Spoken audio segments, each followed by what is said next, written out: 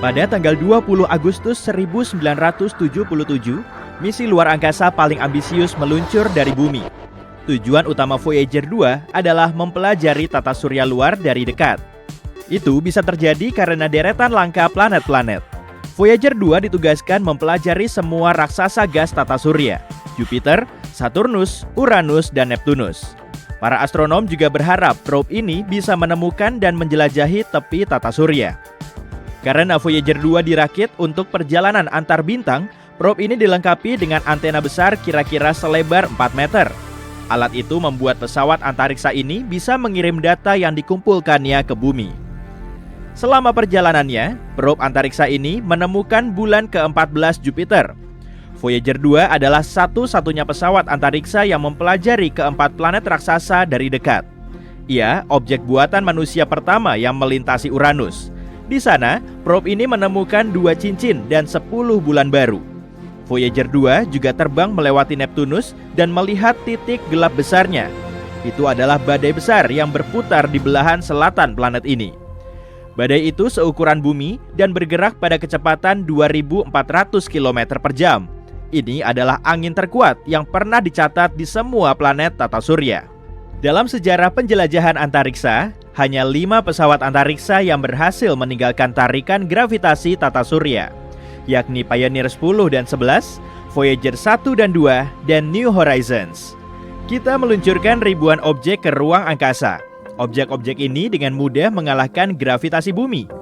Tapi, matahari sekitar 300.000 kali lebih besar dari bumi. Itu sebabnya tarikan gravitasinya jauh lebih sulit dilawan. Lebih hebatnya lagi, Voyager 2 adalah objek buatan manusia kedua dalam sejarah yang mencapai ruang angkasa di antara bintang setelah melewati heliosfer. Heliosfer adalah gelembung medan magnet dan partikel yang dihasilkan oleh matahari dan melindungi tata surya. 2 tahun setelah peluncurannya, Voyager 2 mulai mengirimkan foto-foto pertama Jupiter. Probe antariksa ini memberi para ilmuwan informasi yang sangat dibutuhkan tentang Io dan Europa, beberapa bulan Jupiter terbesar. Lalu misi luar angkasa ini melintasi raksasa gas itu. Jarak antara pesawat dan planet itu sekitar 644.000 km. Saat itulah probe itu melihat beberapa perubahan bentuk dan warna bintik merah raksasa. Ini adalah sistem badai permanen raksasa, seperti hurikan di bumi, tapi jauh lebih besar. 2 tahun kemudian, Voyager 2 tiba di Saturnus. Probe ini menemukan jari-jari dan belitan di beberapa cincin planet ini. Saat terbang ke belakang dan ke atas raksasa gas ini, pesawat antariksa ini melewati bidang cincin Saturnus. Pada saat itu, kecepatan Voyager sekitar 13 km per detik. Selama beberapa menit, probe itu dihantam ribuan butiran debu berukuran kecil. Ini terus menggeser arah probe, dan jet kontrolnya harus menembak beberapa kali untuk menstabilkan kendaraan. Setelah menjelajahi Uranus dan Neptunus, Voyager 2 keluar dari tata surya. Alat-alatnya diatur dalam daya rendah untuk menghemat daya. Pada bulan Agustus 2007, pesawat antariksa ini melewati termination shock. Ini adalah batasan yang menandai batas luar pengaruh matahari. Di sini, angin surya melambat. Pada musim panas 2013, Voyager 2 mencapai medium antar bintang.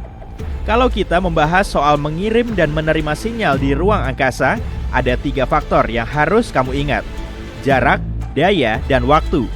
Semakin jauh pesawat antariksa, semakin jauh sinyal harus merambat sebelum mencapainya.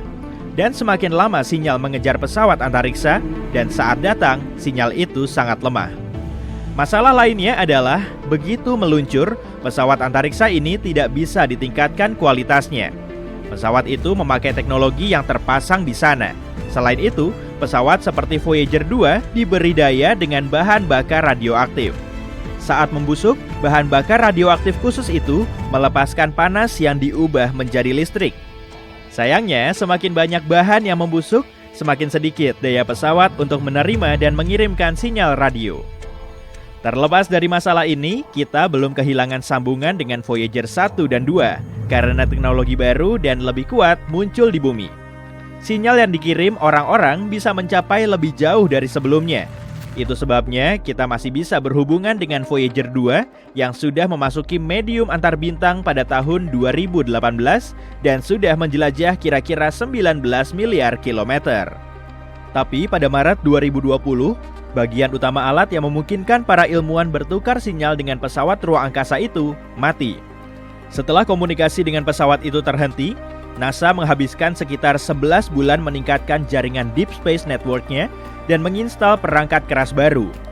DSN adalah jaringan internasional antena radio besar yang membantu para astronom di bumi berkomunikasi dengan misi antar planet. Antena-antena ini berada di California, Madrid, dan Canberra. Antena yang digunakan untuk berhubungan dengan Voyager 2 adalah piringan selebar 70 meter di Canberra. Ini satu-satunya alat yang bisa mengirim perintah sampai ke probe itu. Antena ini yang dikenal sebagai DSS-43 mulai beroperasi pada tahun 1972, 5 tahun sebelum Voyager 2 dan Voyager 1 meluncur. Pada saat itu, lebarnya hanya 64 meter. Sejak itu, piringan ini telah mendapat banyak perbaikan dan peningkatan. Tapi, 11 bulan terakhir adalah waktu terlama antena ini mati. Pada bulan Oktober 2020, antena itu akhirnya sudah siap untuk percobaan setelah ditingkatkan dan diperbaiki. Operator misi dikirim untuk mengatur perintah pada Voyager 2, dan setelah beberapa bulan hening, pesawat antariksa itu merespons. Probe itu mengonfirmasi telah mendengar panggilan. Setelah itu, pesawat antariksa ini melaksanakan perintah. Saat piringan itu mati, operator misi sebenarnya bisa mendapat pembaruan data sains dan kesehatan dari Voyager 2. Para astronom terus mendapat data dari medium antar bintang, wilayah di luar heliosfer matahari. Tapi, mereka tak bisa mengirim perintah pada probe itu karena sudah menjelajah terlalu jauh dari bumi. Antena yang sudah diperbarui mendapat 2 pemancar radio baru, dan itu dilakukan tepat waktu. Salah satu pemancar yang digunakan untuk berkomunikasi dengan Voyager 2 sudah hampir 50 tahun belum diganti. Antenanya juga punya alat pendingin dan pemanas serta elektronik yang penting untuk mendukung pemancar canggih. Deep Space Network menarik karena antena radionya dipasang dengan sangat teliti. Jaraknya dibuat merata di seluruh dunia.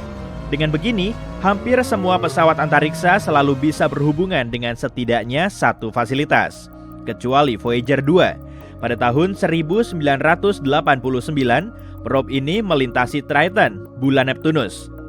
Hanya itu pertemuan dekat manusia dengan planet ke-8 tata surya dan bulannya. Omong-omong, Triton adalah objek terbesar yang dipercaya lahir di Sabu Kuiper. Sabu Kuiper adalah cincin bentuk donat di sekeliling matahari yang dipenuhi objek beku. Voyager 2 menemukan sistem cincin Neptunus dan bulan-bulan bagian dalamnya yang kecil. Probe ini juga mengumpulkan banyak informasi menakjubkan tentang Triton. Misalnya, kini jelas bahwa bulan ini dipenuhi dengan kriovolcano. Alih-alih batu cair, gunung berapi ini memuntahkan es yang terdiri dari air, amonia, dan metana. Saat pesawat antariksa New Horizons melewati Pluto lebih dari 25 tahun kemudian, pesawat ini menemukan fenomena yang sama pada planet Katai itu.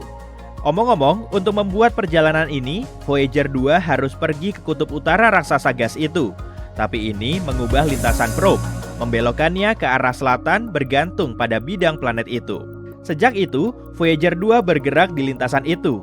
Sekarang, pesawat antariksa ini sudah sangat jauh sampai tak terjangkau antena radio di belahan bumi utara, Madrid, dan California. Ini membuat DSS-43 yang terletak di belahan bumi selatan adalah satu-satunya piringan cukup kuat yang menyiarkan frekuensi yang tepat untuk mengirim perintah pada Voyager 2. Voyager 1, kembaran probe yang lebih cepat ini, tidak mengubah lintasannya. Setelah melewati Saturnus, probe ini mengambil jalan berbeda. Itu sebabnya, sekarang probe ini bisa dengan mudah berkomunikasi dengan 2 fasilitas di belahan bumi utara. Peningkatan di kompleks Deep Space Communication Canberra bisa juga menguntungkan misi luar angkasa lain. Misalnya, wahana Perseverance Mars yang mendarat di planet merah itu pada tanggal 18 Februari 2021. Piringan ini juga penting untuk menjelajahi planet lain dan bulan. semua planet di tata surya kita perlahan membentuk formasi. Merkurius, Venus, Bumi, Mars, Jupiter, Saturnus, dan Neptunus mulai berjajar dalam satu garis lurus. Fenomena yang dikenal dengan istilah parade planet ini terjadi setiap 176 tahun sekali, dan terakhir telah teramati hampir 40 tahun yang lalu. Di momen langka ini, kita bisa mengamati semua planet secara bersamaan. Pada tanggal 20 Agustus 1977, bagian luar Kennedy Space Center milik NASA sudah dipenuhi ribuan orang. Rupanya, mereka tengah menyaksikan peluncuran misi luar angkasa paling bergengsi dan terjauh. 5, 4, 3, 2, 1, luncurkan! Roket Titan lepas landas dari bumi lalu meninggalkan atmosfer. Setelah sampai di ruang angkasa, roket ini meluncurkan probe Voyager 2 yang memulai perjalanannya. Probe ini terdiri dari satu bus setinggi 0,47 meter dan selebar hampir 1,8 meter. Lalu di atasnya ada antena bulat berdiameter 3,66 meter. Kebanyakan perlengkapan ilmiahnya terpasang pada tiang sepanjang 2,5 meter. Pada tanggal 5 September 1977, probe serupa Voyager 1 meninggalkan planet kita. Probe ini berhasil mengirimkan foto bumi dan bulan, kemudian segera mengambil alih Voyager 2 yang diluncurkan 2 minggu sebelumnya. Karena itulah, probe yang kedua ini dinamai sebagai Voyager 1. Probe ini siap melakukan perjalanannya menembus ruang angkasa. Pada tanggal 5 Maret 1979, lokasinya sudah sejauh 4 kali jarak bumi ke matahari. Dan begitu mendekati Jupiter, Voyager 1 mulai menyiapkan perlengkapan ilmiahnya agar bisa menjelajahi planet tersebut. Di dalamnya terdapat berbagai peralatan, termasuk sistem 2 kamera dengan lensa narrow angle dan wide angle untuk mengambil foto Jupiter dengan sudut gambar yang luas, sekaligus foto close-up satelit dan area khususnya. Wahana ini juga dilengkapi dengan radio science system untuk nyari tahu komposisi, berat, dan medan gravitasi planet yang disinggahi. Spektrometer inframerah dan ultraviolet membantu mengukur suhu dan radiasi yang nggak bisa kita deteksi dengan mata telanjang. Berbagai sensor juga dipakai untuk memeriksa sinar kosmik. Voyager 1 merupakan wahana pertama yang mendeteksi adanya gunung berapi di luar bumi. Gunung ini berada di satelit Jupiter Io dan gunung di situ terus-terusan memuntahkan lava. Kemudian, Voyager 1 ngarahin kameranya menuju bintik merah raksasa. Dengan temuan ini, para saintis bisa tahu kalau badai raksasa di Jupiter masih terus bergejolak sejak teramati pertama kali. Saat itu, petir di luar bumi juga baru teramati. Dan dalam pengamatan Voyager 1 dengan spektrum tak kasat mata, peranan Io sangat mirip dengan generator listrik bagi Jupiter. Ion partikel bermuatan terus-terusan berterbangan menuju si raksasa gas. Dan arus listriknya bisa sampai 5 juta ampere. Voyager 1 segera melanjutkan perjalanannya. 5 bulan kemudian, Voyager 2 juga mendekati Jupiter. Raksasa gas ini punya cincin di sekelilingnya. Tapi nggak seperti cincin Saturnus, kebanyakan cincin Jupiter terdiri dari debu. Tabrakan satelit berbatu di Jupiter telah menghasilkan serpihan kecil dan lambat laun, serpihan ini berubah menjadi debu halus. Voyager 2 mulai mendekati Europa. Seluruh permukaan satelit ini tertutup oleh kerak es. Mungkin di bawahnya ada lautan berwujud cair yang dihuni makhluk hidup. Voyager 2 merupakan probe pertama yang berhasil mendeteksi retakan di kerak es Europa. Saat terbang di dekat Io, Voyager 2 juga mengamati 6 gunung berapi di permukaannya sedang meletus. Berarti periode aktivitas gunung berapi ini bisa berlangsung selama berbulan-bulan. Setelah mengitari Jupiter beberapa kali, duo Voyager mulai menjauh menuju luar angkasa. Manuver gravitasi bisa meningkatkan kecepatan dan menghemat bahan bakar kedua probe selama perjalanan. Pada tanggal 9 November 1980, Voyager 1 sudah menempuh perjalanan sejauh 8 kali jarak bumi ke matahari dan tiba di Saturnus. Wahana ini kemudian mendeteksi 3 satelit Saturnus, yaitu Atlas, Prometheus, dan Pandora. Temuan ini telah membuktikan kalau ketiganya telah membuat cincin Saturnus saling sejajar. Dan gak seperti cincin Jupiter, cincin Saturnus mengandung es. Voyager 1 mulai mengamati satelit terbesar Saturnus alias Titan. Ukurannya 50% lebih besar dari bulan dan di dalamnya terdapat atmosfer. Inilah satu-satunya tempat selain bumi yang memiliki kandungan air dalam wujud cair. Makanya, ilmuwan juga nggak ngebantah kalau di dalamnya bisa saja terdapat kehidupan. Oke, saatnya melakukan manuver gravitasi lagi. Dan kali ini Voyager 1 terbang menjauhi orbit Saturnus ke arah atas relatif terhadap garis parade planet. Hampir setahun kemudian, Voyager 2 sampai di tujuan. Wahana ini melintasi sejumlah satelit Saturnus yang mengandung es. Dulunya, satelit ini diperkirakan saling bertabrakan lalu meruntuhkan bongkahan es dan batu besar. Serpihannya mengorbit Saturnus, bertabrakan, dan perlahan hancur menjadi debu yang mengandung es dan batuan. Kemudian terbentuklah cincin Saturnus yang terkenal itu. Setelah melakukan manuver gravitasi lagi, Voyager 2 melesat menuju raksasa gas berikutnya. 5 tahun kemudian, Voyager 2 tiba di tempat tujuan sejauh 17 kali jarak bumi ke matahari. Untuk pertama kalinya, objek buatan manusia bisa mendekati Uranus. Di situ, Voyager 2 mendeteksi 11 satelit baru. Wahana ini juga menetapkan Uranus sebagai planet terdingin di tata surya yang suhunya mencapai minus 213 derajat Celcius atau 4 kali lebih dingin dari suhu di kutub selatan. Saat itu, Deep Space Network sedang diuji coba di bumi untuk pertama kalinya. Jaringan teleskop radio di seluruh dunia ini mengarahkan lensanya ke suatu titik di langit untuk memulai komunikasi dengan objek jauh, dan teleskop ini berhasil menerima sinyal dari Voyager 1 dan Voyager 2. 25 Agustus 1989, Voyager 2 telah menempuh perjalanan sejauh 23 kali jarak bumi ke matahari dan tiba di Neptunus. Saat inilah manusia menerima foto Neptunus dari jarak dekat untuk pertama kalinya. Probe ini menemukan 6 satelit baru dan berhasil memotret cincin Neptunus. Para saintis kemudian mematikan kamera Voyager 2 untuk menghemat daya komputer dan instrumen utama pengukur angin surya dan angin antar bintang. Probe ini kemudian meninggalkan Neptunus menuju luar angkasa. Makanya, kamera di dalamnya sudah nggak diperlukan lagi. Beberapa bulan kemudian, Voyager 1 mengirimkan foto terakhirnya ke bumi berupa potret objek di seluruh tata surya kita. Titik-titik yang kelihatan redup ini adalah planet. Di foto ini, bumi sangat sulit dikenali. Setelah itu, kamera dimatikan untuk menghemat daya. Voyager 1 kemudian memulai misi antar bintangnya. Selama 15 tahun, Voyager 1 telah terbang ke seluruh penjuru tata surya. Dan pada tanggal 16 Desember 2004, wahana ini telah melewati termination shock. Di tempat ini, angin surya tiba-tiba melambat dan memanas setelah bertabrakan dengan angin antar bintang. Tapi Voyager 1 berhasil bertahan selama uji coba, lalu melanjutkan perjalanannya.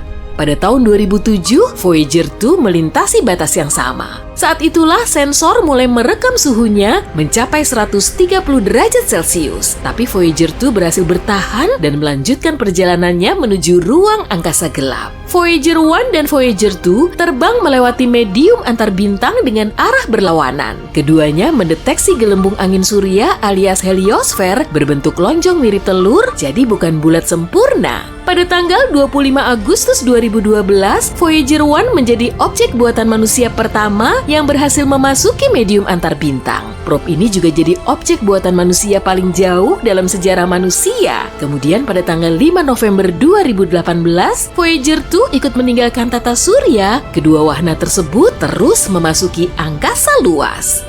Voyager telah beroperasi selama 44 tahun. Voyager 1 menempuh perjalanan sejauh 153 kali jarak bumi ke matahari dengan kecepatan 61.155 km per jam. Sekitar 300 tahun lagi, kedua wahana ini akan sampai di awan Oort, yaitu area di sekitar tata surya yang diperkirakan cuma terdiri dari asteroid dan bongkahan es. Ilmuwan meyakini kedua Voyager ini bisa sampai di bintang terdekat 40.000 tahun lagi. Mungkin suatu saat nanti keduanya bisa memasuki sistem bintang ini dan menjelajahi dunia yang belum kita tahu. Mungkin di situ ada planet yang mirip dengan bumi. Voyager 1 dan Voyager 2 mungkin akan bisa menemukan peradaban cerdas yang menghuninya. Untuk menjalankan misi ini, tiap Voyager mengangkut piringan emas berisi pesan. Di dalamnya ada 115 foto, di antaranya ada sistem nomor kita, peta tata surya beserta foto planetnya, diagram DNA manusia, foto manusia, dan lanskap bumi. Ada juga salam dalam 55 bahasa di bumi, dari bahasa tertua hingga terbaru. Selain itu, ada musik berdurasi 90 menit dari semua penjuru di bumi. Voyager juga membawa alat pemutar suara. Kalau peradaban lain bisa mendapatkan piringan ini, ilmuwan mereka akan memahami datanya secara bertahap. Bisa aja kan mereka akan melakukan kunjungan persaudaraan ke planet kita, tapi mereka harus mengulangi perjalanan Voyager yang super panjang selama belasan tahun cahaya melintasi ruang angkasa. Kemudian melewati batas tata surya dan akhirnya terbang melalui Neptunus, Uranus, Saturnus, Jupiter, Mars, dan sabuk asteroid menuju planet biru kita. Semoga aja manusia udah cukup maju saat menyambut mereka ya. Deretan pesawat luar angkasa asing mulai masuk ke atmosfer bumi. Pesawat ini berseliweran di atas planet kita dan melewati sejumlah kota sampai bikin publik heboh. Tiba-tiba, pintu pesawat yang paling besar mulai membuka dan memperlihatkan makhluk asing dengan meniru bahasa kita. Dia bilang kalau mereka berasal dari bintang jauh Proxima Centauri. Hal seperti ini bisa aja terjadi loh. Para ilmuwan baru saja menangkap sinyal radio misterius dari bintang tersebut. Proxima Centauri adalah bintang yang paling dekat dengan tata surya. Jaraknya cuma 4,2 tahun cahaya. Maka, seberkas cahaya yang berasal dari bintang ini akan sampai di bumi dalam waktu 4,2 tahun. Perjalanannya sendiri setara dengan 270.000 kali jarak dari bumi ke matahari. Bintang Proxima Centauri akan kelihatan buram di langit malam kalau kita mengamatinya dengan mata telanjang. Tapi sistemnya ini juga menyimpan misteri. Kita cek langsung ke lokasi aja yuk, biar bisa mengamati sistemnya dari dekat. Sip, udah sampai di Katai Merah. Ukurannya 7 kali lebih kecil dari matahari dan beratnya 8 kali lebih ringan. Proxima Centauri 1,5 kali lebih besar dari Jupiter dan bobotnya hampir 150 kali lebih berat. Objek yang kita cari masih agak jauh nih. Planet Proxima Centauri b sangat mirip dengan bumi. Ukurannya cuma 10% lebih besar dari bumi dan lokasinya berada di zona laik huni bintang. Jaraknya sangat pas, jadi nggak terlalu jauh maupun terlalu mepet. Suhunya juga pas, nggak terlalu panas ataupun dingin. Airnya bisa aja berwujud cair kalau memang di situ ada air. Dengan begini, bentuk kehidupan akan bisa muncul dan berkembang. Mungkin peradabannya malah sudah cukup berkembang sampai bisa mengirim sinyal menuju bumi. Sinyal radio adalah bentuk gelombang yang memiliki panjang dan frekuensi. Para ahli juga bisa ngebedain antara sinyal buatan dengan sinyal alami. Sinyal yang tertangkap dari Proxima Centauri b punya frekuensi 982 MHz. Sedangkan sinyal radio yang biasa kita dengarkan di dapur atau di mobil punya frekuensi sekitar 100 MHz. Makanya, para ilmuwan langsung menyimpulkan kalau sinyal tersebut buatan. Sinyal seperti ini mungkin telah digunakan di semesta yang berkembang. Kalau memang berisi pesan dari peradaban luar angkasa, para ahli perlu memecahkannya. Dan siapapun juga perlu menerapkan metode enkripsi yang paling sederhana. Manusia telah mengirimkan sinyal radio ke ruang angkasa yang juga dikenal dengan sebutan pesan Arecibo. Pesan ini terdiri dari 1679 digit. Bentuknya berupa persegi dengan 23 baris dan 73 kolom. Di dalamnya terdapat informasi tentang peradaban yang dilambangkan dengan kode biner. Di permukaan persegi ini, terdapat sistem angka yang kita gunakan dengan kode warna putih. Kalau yang ungu ini sebetulnya kunci untuk membaca isi pesan berikutnya. Nomor atom unsur hidrogen, karbon, nitrogen, oksigen, dan fosfor dilambangkan dengan sandi. Semua unsur ini sangat penting bagi terbentuknya kehidupan. Kalau si penerima sinyal bisa mengidentifikasi angka dan kunci ini, mereka akan bisa membaca pesan berikutnya. Warna hijau ini merupakan unit dasar rantai DNA kita. Di bawahnya terdapat rantai DNA. Kotak putih merepresentasikan jumlah pasangan DNA, sedangkan warna biru nunjukin bentuk rantainya. Selanjutnya ada gambar siluet manusia. Objek putih dan biru di sebelah kiri merupakan nomor kode tinggi rata-rata kita. Gambar manusia juga terdapat di ujung untai DNA agar peradaban luar angkasa bisa mengetahui wujud kita. Nah, kalau kotak putih di sebelah kanan ini nunjukin jumlah populasi kita saat pesan ini dibuat, yaitu sebanyak 4,2 miliar pada tahun 1974, hampir setengah kali dari populasi sekarang. Selanjutnya ada gambar tata surya. Kotak kuning besar ini adalah matahari, lalu diikuti semua planet di tata surya kita, termasuk Pluto. Saat itu, Pluto masih dianggap sebagai planet. Posisi bumi agak bergeser ke sebelah sini, agar peradaban luar angkasa bisa tahu asal pesan ini. Gambar terakhir berupa observatorium yang telah mengirimkan pesan ini ke ruang angkasa. Sinyal ini sudah dalam perjalanan menuju gugus bintang M13 sejauh 25.000 tahun cahaya dari bumi. Jadi, baru akan sampai di tempat tujuan 25.000 tahun lagi. Dan kita perlu nunggu 25.000 tahun berikutnya untuk dapat jawabannya. Kalaupun di luar angkasa sana memang ada peradaban yang menerima sinyal ini. Kalau sinyal dari Proxima Centauri juga berupa pesan, kita perlu waktu untuk memahami isinya. Oke, kita nyalain dulu komputer super canggihnya, lalu tunggu hasilnya. Tapi sinyal misterius lain juga pernah tertangkap di bumi. Para ilmuwan merekam sinyalnya. Wow! Aneh pada tahun 1977 yang diperkirakan berasal dari rasi bintang Sagittarius. Teleskop menangkap sinyal asing ini selama 72 detik. Lalu, peneliti yang mengamati cetakannya menyimpulkan kalau sinyal ini ternyata buatan. Dia menulis kata wow sebagai reaksinya. Saat dilakukan studi dan pengamatan lebih lanjut, sinyal ini malah nggak bisa terdeteksi lagi. Menurut beberapa teori, sinyal ini berasal dari pesawat luar angkasa yang melintas. Dan setelah jaraknya sangat jauh, kita udah nggak bisa lagi mendeteksinya. Tapi kemungkinan, sinyal ini dihasilkan di bumi, lalu diarahkan ke atas, tapi malah mantul ke objek di ketinggian, seperti pesawat, satelit, atau puing luar angkasa yang mengorbit bumi. Kemudian, sinyal ini tertangkap teleskop. Karena termasuk buatan manusia, panjang gelombang dan frekuensinya terbilang khas. Akibatnya, para ilmuwan bisa sangat kebingungan. Pada tahun 2017 lalu, mereka merekam suar di Proxima Centauri. Dalam 10 detik saja, bintang ini bertambah terang sampai 1000 kali lipat. Sebelumnya juga terdeteksi suar yang lebih lemah, tapi berlangsung sekitar 2 menit. Dengan suar ini, Proxima Centauri memancarkan radiasi yang sangat tinggi. Meski di planet pendamping bintangnya ada kehidupan, suar ini kemungkinan telah menghancurkannya. Angin bintang pasti sudah menghempaskan atmosfernya dan bikin permukaannya tak bernyawa. Dibanding bumi, total radiasi energi tinggi yang diterima Proxima Centauri B sebanyak 60 kali lebih besar, sedangkan radiasi sinar X-nya 400 kali lebih kuat. Para ahli kemudian memprediksi kemungkinan terbentuknya kehidupan di planet ini kira-kira 1:100 juta. Mereka memang belum tahu pasti kalau sinyal ini termasuk buatan atau alami. Tapi skenario soal pesawat luar angkasa yang mampir ke bumi kemungkinan besar nggak akan terjadi. Untuk mencari peradaban di luar angkasa, kita cuma bisa menggunakan gelombang radio. Dan karakteristiknya mirip bunyi berisik yang menyebar dari planet kita ke berbagai penjuru pada kecepatan cahaya. Kendala utamanya yaitu jaraknya sangat jauh. Galaksi Bima Sakti kita berdiameter 100.000 tahun cahaya. Di seberangnya, mungkin saja ada kehidupan. Jika kita mengirim sinyal radio ke galaksi tersebut, sinyalnya baru akan diterima 100.000 tahun kemudian. Lalu, kita baru bisa mendapatkan balasannya 100.000 tahun lagi. Mekanisme seperti ini mirip-mirip seperti menelepon orang lain. Manusia baru bisa membuat dan menerima sinyal radio pada abad ke-19.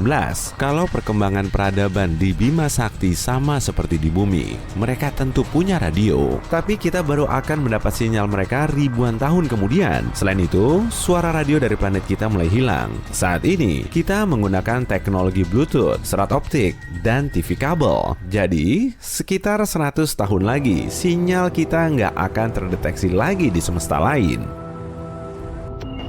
Yang justru lebih parah, peradaban di luar angkasa sana akan mengirim sinyal ke ruang angkasa kita. Meski sinyalnya mencapai bumi, kita belum punya teknologi yang bisa mendeteksinya. Semesta yang pengirimnya sudah maju pesat, tapi sinyalnya menghilang. Kita mungkin menangkap sisa gelombang radio yang melintasi alam semesta, tapi udah telat masang antena. Ada sekitar 2 triliun galaksi di alam semesta kita, masing-masing terdiri dari miliaran hingga triliunan bintang yang serupa dengan matahari. Dan mungkin di sekelilingnya terdapat satu planet yang juga mirip dengan bumi. Mungkin nggak sih kalau di luar sana ada kehidupan? Jangan-jangan peradaban ini juga lagi mengamati teleskopnya sambil berupaya menangkap sinyal radio dari planet tak dikenal, sama seperti kita. Bunyi aneh tidak biasa yang entah dari mana datangnya menyebar di seluruh galaksi kita, terus berulang-ulang dan ini belum pernah kita dengar. Para ilmuwan menemukannya pada tahun 2020 dan ini tidak menyerupai energi apapun yang pernah mereka pelajari. Berbagai sinyal radio kuat dan terang muncul dari waktu ke waktu yang secara misterius menghilang dalam sehari. Sinyal ini tidak sesuai dengan profil objek ruang angkasa apapun yang kita kenal. Sinyal itu agak mengganggu dan lenyap begitu saja. Saat para ilmuwan mencoba mencocokkannya dengan beberapa teleskop lain, sinyal itu menghilang. Bintang-bintang bermassa rendah terkadang menyala dengan energi radio, tapi bukan, karena sebagian besar bintang-bintang ini disertai sinar X. Bintang-bintang sangat padat yang kolaps seperti pulsar dan magnetar juga bukan pilihan. Solusi terdekat yang mereka punya adalah kelas objek misterius yang kita kenal sebagai Galactic Center Radio Source. Ini adalah sumber sinyal radio yang menjadi terang dan bersinar dengan cepat. Sinyal itu rusak di dekat pusat galaksi kita dan bisa membantu mengungkap misteri alam semesta. Kalau kamu punya mobil terbang yang bisa naik dengan kecepatan 95 km per jam, kamu cuma butuh 1 jam untuk memasuki ruang angkasa. Bulan agak lebih jauh, yakni 400.000 km, sekitar 10 kali keliling planet kita. Itu artinya, perjalanan ke bulan akan seperti perjalanan keliling bola bumi 10 kali berturut-turut, yang akan makan waktu kurang dari 6 bulan. Perjalanan ke Pluto akan butuh waktu lebih dari 800 tahun. Proxima b adalah tetangga terdekat kita yang mirip bumi. Ini adalah dunia kecil berbatu yang mengorbit bintang terdekat dengan matahari kita. Eksoplanet ini mengorbit zona layak huni bintang ini, yaitu suatu area yang cukup jauh dari bintang apapun hingga memiliki kondisi sedang. Tidak terlalu dingin atau terlalu panas bagi keberadaan air dalam keadaan cair, paling tidak secara hipotesis. Jika kamu mencoba pergi ke Proxima b dengan kecepatan roket bulan Apollo, yaitu 40.200 km per jam, kamu butuh waktu 112.000 tahun untuk sampai di sana. Mungkin kamu tidak akan bisa bernapas di sana. Tak ada yang tahu apakah Proxima b punya atmosfer. Manusia mengeksplorasi alam semesta sepanjang waktu, tapi kita cuma bisa melihat sekitar 5% materi di atas sana. Dan Albert Einstein adalah orang pertama yang menyadari ruang angkasa hampa sebetulnya tidak kosong. Sisanya yang tidak bisa dilihat sebenarnya terdiri dari materi tak kasat mata, yang dikenal sebagai materi gelap, sekitar 27%, dipadukan dengan sesuatu yang disebut energi gelap, sebanyak 68%. Jika kamu coba menuang air di ruang angkasa, tentu saja di luar pesawat ruang angkasa, air akan segera mendidih atau menguap. Itu karena tidak adanya udara atau tekanan udara di ruang angkasa. Ketika tekanan udara turun, suhu yang biasanya kamu butuhkan untuk mendidihkan air juga turun. Dengan begitu, air jauh lebih cepat mendidih di puncak gunung daripada, misalnya, di permukaan laut. Di angkasa luar tidak ada tekanan udara, sehingga air bisa mendidih pada suhu yang sangat rendah. Para ilmuwan percaya, paling tidak ada beberapa miliar galaksi di luar sana. Kita tidak tahu jumlah pastinya, dan mungkin tidak akan pernah tahu. Tapi mereka mencoba memperkirakannya dengan menghitung berapa galaksi yang bisa kita lihat di area langit yang sangat sempit dan terbatas. Mungkin alam semesta tampak penuh dengan bintang dan planet di sana-sini. Tapi setidaknya di galaksi kita ada 100 miliar planet. Jika kamu mengisi balon dengan helium dan melepaskannya, kamu akan melihatnya melayang sangat tinggi. Balon itu akan naik memasuki atmosfer, tapi tidak akan sampai ke angkasa luar. Makin tinggi, makin tipis udara di atmosfer. Balonmu akan naik sampai titik di mana atmosfer di sekitarnya berbobot sama dengan helium di dalamnya. Itu akan terjadi pada ketinggian sekitar 32 km di atas permukaan tanah. Jadi, sejauh itulah balon helium bisa naik. Kita tidak benar-benar tahu sebesar apa alam semesta kita. Kita tidak bisa melihat tepinya, bahkan tidak tahu apakah alam semesta bertepi. Kita memakai teknologi untuk bisa melihat sejauh kira-kira 14 miliar tahun cahaya dari planet kita. Ini berarti kita bisa melihat diameter sekitar 28 miliar tahun cahaya, mulai dari lapisan terluar atmosfer yang berakhir pada ketinggian sekitar 960 km di atas planet kita. Meskipun ukuran alam semesta kita terus berubah dan makin besar seiring waktu. Merkurius adalah planet terdekat dengan matahari, jadi kebanyakan orang mengira planet ini yang paling panas. Tapi, Venuslah planet terpanas.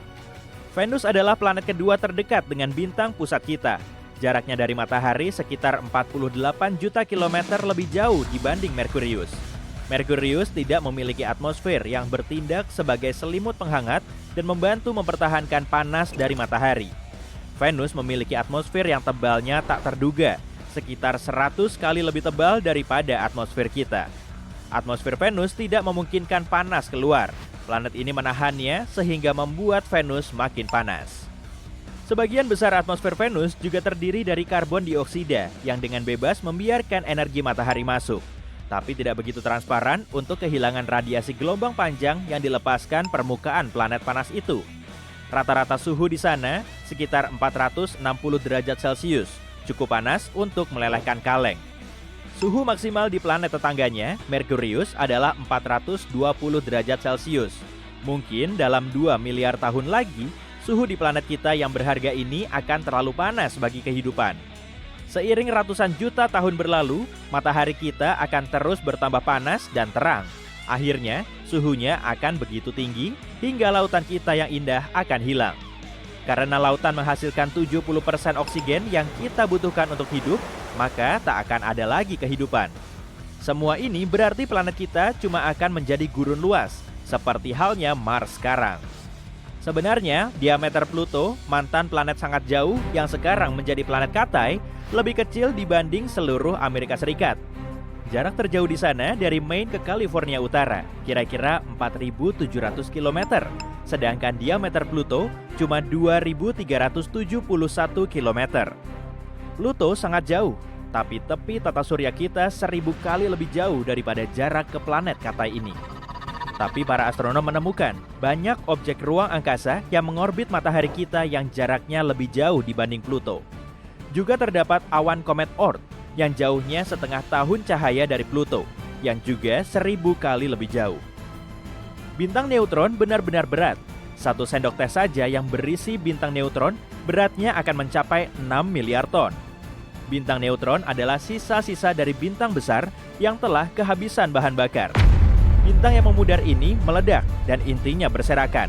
Tapi karena gravitasi, terbentuklah bintang neutron yang super padat. Biasanya, massa bintang seperti ini sampai 3 kali massa matahari.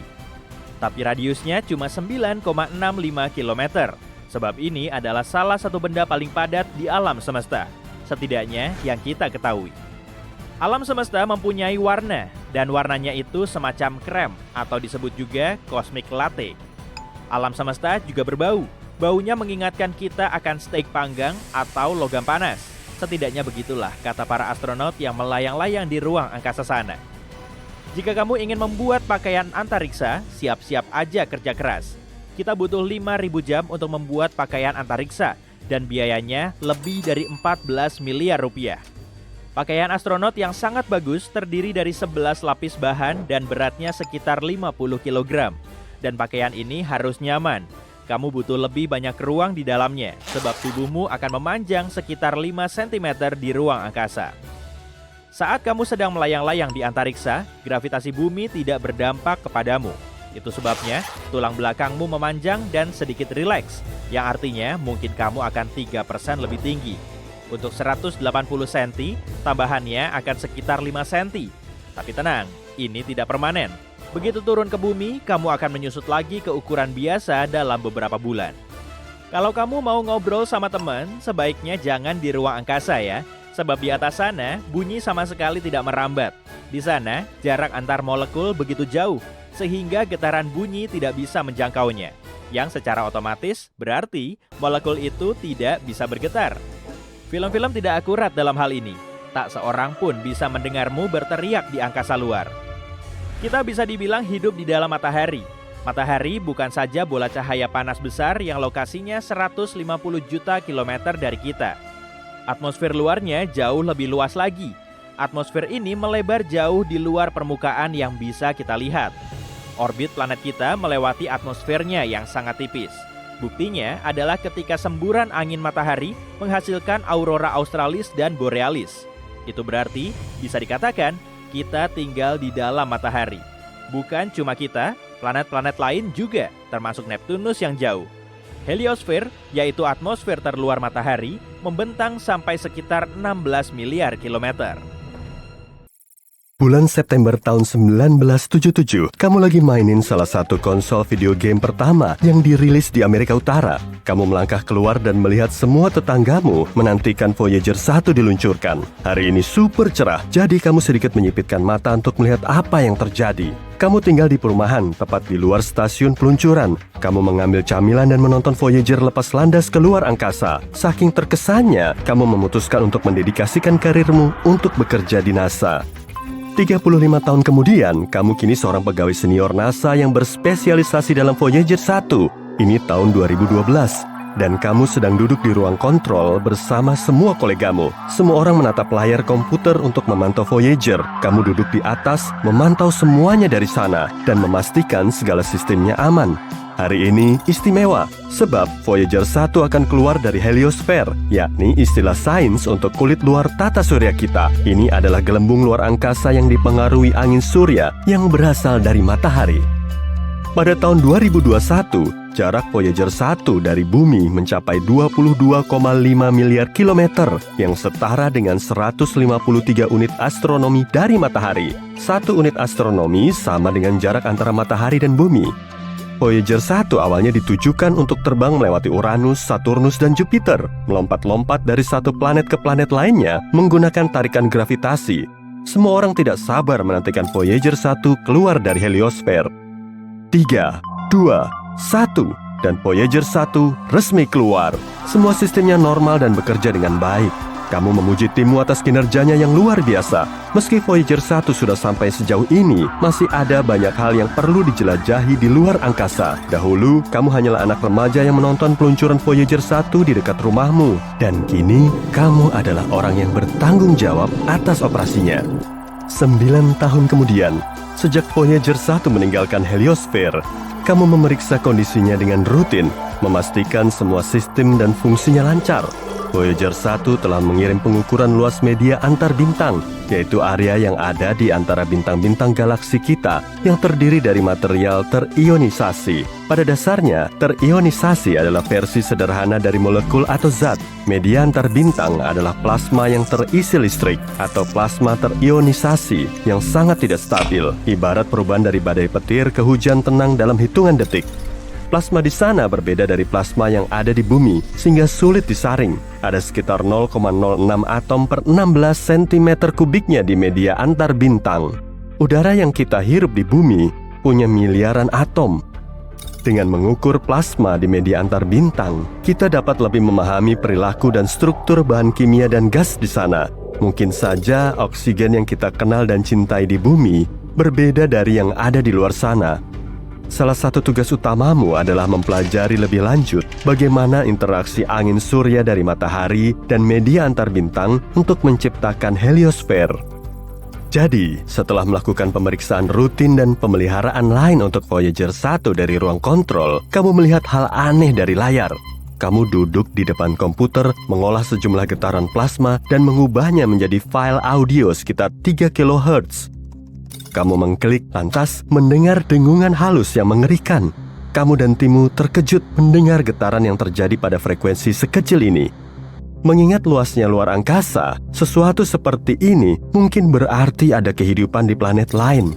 Semua orang di tempat kerjamu bergegas ke ruang kontrol untuk mendengarkan suara dari luar angkasa itu. Suaranya monoton dan samar, tapi pasti datang dari luar heliosfer. Kamu mengolah angkanya berulang kali untuk memastikan ini bukan kebetulan, tapi semuanya tepat. Kamu memastikan timmu tidak membocorkannya kepada siapapun di luar sampai semua diketahui dengan jelas. Kamu jadi makin serius dan mencoba menangkap suara itu lagi, dan suara itu tetap ada.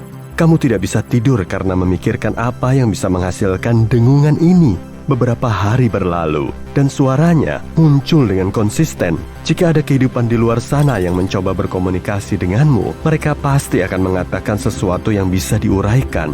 Kamu menganalisis file audio ini sekali lagi, mencoba melihat apakah ada bahasa fonetik yang tidak kamu kenali. Kamu menelepon seorang ahli bahasa untuk melihat apa dia bisa menerjemahkannya. Kamu dan skuad berkumpul, menunggu jawaban dengan tidak sabar. Selang beberapa waktu, dia yakin ada sesuatu di luar sana yang berkomunikasi dengan kita. Tapi satu-satunya cara untuk mencari tahu adalah dengan mengirimkan sesuatu kembali ke sana. Kamu mengatur pertemuan dengan timmu dan mencoba mencari tahu pesan apa yang bisa kalian kirim. Setelah banyak berpikir dan banyak minum kopi, kamu memutuskan mengirimi mereka satu bahasa dalam bahasa Inggris. Who are you? Kamu mengirimkan sinyal melalui Voyager 1 dan menunggu perubahan dengungan ini. Tapi kamu tidak mendapatkan balasan langsung. Mungkin butuh waktu lama untuk merespons. Kamu menunggu semalaman, tapi tetap saja tidak ada jawaban. Kamu mulai curiga tidak ada apa-apa di luar sana. Untuk beberapa hari ke depan, kamu terus mengirimkan frasa demi mendapatkan balasan. Karena luar angkasa adalah ruang vakum, gelombang suara tidak bisa merambat. Jadi, mengirimkan pesan suara pada pengeras besar takkan ada gunanya. Kamu menemukan sumber dengungan ini dan membidiknya saat mengirim file audio. Setiap hari, kamu mengirimkan file berbeda. Tapi tetap saja, kamu tidak mendengarkan apapun dari mereka selama seminggu. Tampaknya, kehidupan cerdas di dunia yang jauh itu tidak nyata. Area antara sistem bintang di galaksi tidak selalu berupa ruang hampa seutuhnya. Di sanalah terletak media antar bintang. Tempat ini berisi gas, debu, dan sinar kosmik yang merupakan partikel energi. Setelah berbulan-bulan dengungan yang konstan ini terdeteksi, kamu masih mencoba mencari tahu apa yang terjadi. Kamu duduk di sana mengingat waktu ketika Voyager pertama kali diluncurkan. Kamu ingat berlari keluar setelah bermain video game. Kamu tidak bisa melihat dengan baik karena kesilauan sinar matahari. Dan kamu membeku di tempatmu dan tiba-tiba sadar sesuatu. Kamu membaca sejumlah catatan yang kamu buat di masa lalu. Jawabannya ada di depanmu selama ini. Sesekali, matahari mengirimkan ledakan energi yang menyebabkan plasma di ruang antar bintang bergetar. Para ilmuwan bisa mengukur frekuensi gelombang saat plasma bergetar untuk menunjukkan jarak satu sama lain. Dan pada hari ketika dengungan ini dikirim, ada beberapa frekuensi tidak teratur yang datang dari matahari. Jadi, dengungan itu mungkin plasma yang bergetar dengan cara aneh karena suar surya. Tapi getaran tingkat rendah ini bertahan lebih lama dibanding lompatan dan lonjakan cepat. Suaranya lebih samar. Kamu menjalankan tes lagi dan mengetahui bahwa itu bukan bentuk kehidupan cerdas asing yang mencoba berbicara denganmu. Ini adalah getaran kecil yang disebabkan oleh suar surya. Kamu mengabari timmu tentang informasi ini dan semua orang merayakannya. Tapi setelah semua pengujian dan penelitian ini, kamu masih belum tahu kenapa plasma di media antar bintang ini bergetar sedemikian rupa. Jawabannya masih harus menunggu. Tahun 2027, sudah 50 tahun sejak peluncuran Voyager 1. Kini kamu sudah memasuki tahun-tahun seniormu dan baru pensiun dari NASA. Kamu membuat banyak beasiswa dan program bagi kaum muda yang ingin belajar tentang luar angkasa dan sains. Kamu kembali ke ruang kontrol sekali lagi, tempat kamu berpikir telah menemukan kehidupan cerdas di dunia yang jauh. Lalu kamu teringat semua momen indah yang kamu alami. Kamu berpamitan dengan semua hal, menyadari ini adalah momen-momen terakhir Voyager. Voyager dirancang untuk bertahan sampai 50 tahun. Setelah itu, Voyager hanya akan menjadi objek mengambang di luasnya luar angkasa. Mengetahui bahwa ini adalah objek terjauh dari bumi sangatlah menyenangkan. Tapi sudah waktunya orang lain mengambil tempatmu. Kamu mematikan lampu dan menutup pintu. Voyager berbunyi untuk kali terakhir sebelum terdiam selamanya. Woi, bangun woi. Jangan tidur dulu, dengerin deh. Ada sinyal FM 5 detik yang berasal dari salah satu satelit Jupiter. Kamu langsung meraih ponsel untuk memberitahu rekan-rekanmu. Mereka keheranan saat mencerna informasi darimu dan bergegas menuju ke lab. Selama bertahun-tahun, kamu telah bekerja sebagai ilmuwan di probe Juno yang menjelajahi Jupiter. Tapi baru kali ini kamu bisa mengamati fenomena seunik ini. Ganymede merupakan satelit terbesar Jupiter sekaligus yang terjumbo di seantero tata surya kita. Kalau saja nggak ngorbit Jupiter, statusnya akan berubah menjadi planet. Malahan, ukurannya lebih besar dari Merkurius dan Pluto. Tapi uniknya, Ganymede punya medan magnet. Umurnya sudah 4,5 miliar tahun, atau kurang lebih setua Jupiter. Untuk mengorbit planetnya, Ganymede perlu waktu selama 7 hari di bumi. Semua rekanmu sudah mengerumuni laboratorium dan gak sabar ingin menyaksikan rekaman sinyal yang berasal dari luar angkasa itu. Mereka juga ikut menerka-nerka, mencoba mencari tahu sumbernya. Sekitar 40% permukaan Ganymede gelap dan diselimuti banyak kawah, tapi 60% sisanya terang. Di situ terdapat formasi geologi yang mungkin disebabkan oleh aktivitas tektonik atau pelepasan air dari bawah permukaannya. Para ilmuwan telah mendeteksi lapisan oksigen tipis yang terperangkap di atmosfer Ganymede. Suhu di sana sangat dingin, yaitu antara minus 110 sampai minus 130 derajat Celcius. Mereka juga masih belum tahu banyak soal aktivitas dan jenis unsur kimia yang tersimpan di dalamnya. Kemudian, beberapa rekanmu mencoba mensimulasikan kondisi yang sama seperti saat bunyi ini ditransmisikan, lalu menunggu sampai berjam-jam. Tapi hasilnya nihil. Mungkin tadi cuma kebetulan. Kamu langsung menuju sistem kontrol untuk mengaktifkan wahana antariksa Juno. Misi ini bertujuan untuk mengamati gravitasi, medan magnet, atmosfer, dan evolusi Jupiter. Beberapa bukti juga telah menunjukkan kalau satelit terbesar Jupiter ini mengalami evolusi. Di sekitarnya terdapat medan magnet yang sering memicu terjadinya aurora. Gas benderang ini menghiasi kutub utara dan selatan Ganymede. Kalaupun ada tanda-tanda kehidupan, lokasinya kemungkinan besar ada di dasar lautnya yang sangat asin. Selama bertahun-tahun, para ilmuwan mengira kalau matahari menjadi komponen utama bentuk kehidupan. Tapi sekarang kita tahu, jauh di dasar laut juga ada organisme. Bahkan, mereka bisa bertahan hidup meski tanpa sinar matahari. Lautan di bumi menyimpan banyak organisme aneh dengan segala rupa dan bentuknya. Lili laut hidup di kedalaman 3000 meter di bawah laut. Penampilannya memang mirip dengan bunga lili, tapi organisme ini bukan termasuk tumbuhan, melainkan hewan. Jangan salah dulu, bagian tubuh yang mirip batang dan daun ini sebetulnya punya ujung saraf untuk mendeteksi makanan di sekitar. Hiu goblin termasuk hiu teraneh yang ada di dasar laut. Panjang tubuhnya bisa sampai 3,5 meter dan moncongnya kelihatan sangat unik. Ada juga anglerfish. Sungut di kepalanya bisa berpendar untuk menarik mangsa dan mencari jalan di dasar laut yang gelap. Mungkin mirip-mirip kayak senter alami yang nggak perlu baterai baru ya. Senter alami ini cuma ada di kepala anglerfish betina. Hewan laut lain yang berpenampilan nyeleneh, misalnya bluefish. Habitatnya ada di Samudra Atlantik, Pasifik, dan Hindia. Tepatnya berada 2.700 meter di bawah permukaan laut. Oke lah, kembali ke misimu tadi sebagai ilmuwan. Meski kamu sudah mewanti-wanti rekanmu untuk tutup mulut soal bunyi aneh tadi, media tetap bisa mengendusnya lalu menjadikannya sebagai topik perbincangan yang hangat. Sejumlah kantor berita mulai menghubungimu untuk melakukan wawancara. Mereka ingin tahu soal terobosanmu untuk membuktikan kalau di luar angkasa sana memang ada kehidupan. Tak lama kemudian, kamu datang ke stasiun berita itu untuk memaparkan hasil penemuanmu. Beribu pasang mata di dalam studio mengamati gerak-gerikmu. Para kru berlarian untuk melakukan pengecekan terakhir sebelum acaranya dimulai. Make up artismu tinggal merapikan penampilanmu dan si pengarah suara memintamu untuk mengecek lagi mikrofonnya. Para produser duduk di kursi depan. Kemudian lampu terang mulai dinyalakan. Dalam hitungan 3, 2, 1. Si pembawa acara memperkenalkanmu ke para penonton. Kemudian, kamu diminta untuk menjelaskan soal bunyi yang kamu dengar. Lalu, kamu mulai memaparkan soal probe antariksa Juno yang mengitari Jupiter. Setelah mengajukan beberapa pertanyaan lain, si pembawa acara akhirnya memberimu pertanyaan yang paling menggelitik. Mungkin gak sih kalau suara misterius itu berasal dari peradaban lain? Semua penonton seketika terdiam, tapi kamu cuma bisa duduk terpaku karena bingung harus jawab apa.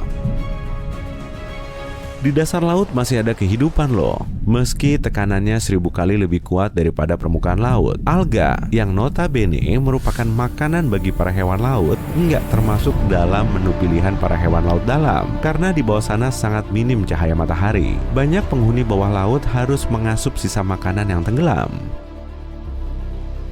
Suhu dingin dan tekanan kuat juga telah mengubah struktur sel di dalam tubuhnya, membuatnya lebih tahan banting dari ikan pada umumnya. Bakteri punya caranya sendiri untuk bertahan hidup. Penelitian menunjukkan organisme ini mengasup gas dan bahan kimia seperti sulfur dan karbon dioksida, metana, dan hidrogen terlepas saat lempeng tektonik saling bergesekan. Sejumlah bakteri juga mengasup gas tersebut.